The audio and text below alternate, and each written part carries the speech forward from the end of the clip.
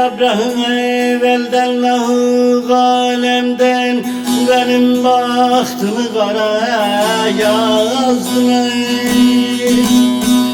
Bilirsin güldürmez devrin alemde her derdimi bin efşara yazdılar. Bilirsin güldürmez devrin alemde her derdimi bin efşara yazdılar.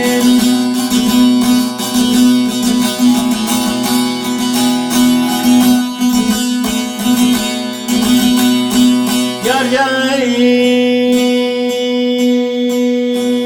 olaydı dünyadayım varım yar bey. Hele sen sevdiğim azabın gelir. Bilmem tecelli mi yoksa kem kader beni bir talihsiz yara yazdılar. Bilmem tecelli mi yoksa kem kader beni bir talihsiz yara yazdılar.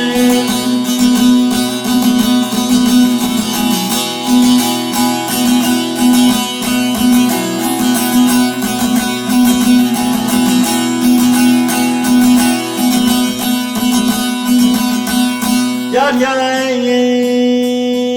aşk uğruna yanar aşka sadıklar.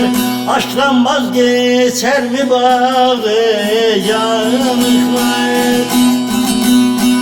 Aşk aydına geçti bunca aşıklar. Sunmayı bir kenara yazdılar. Aşk aydına geçti bunca aşıklar. Efendim sultanım azizim ben öldüm. Sunmayı bir kenara yazdım.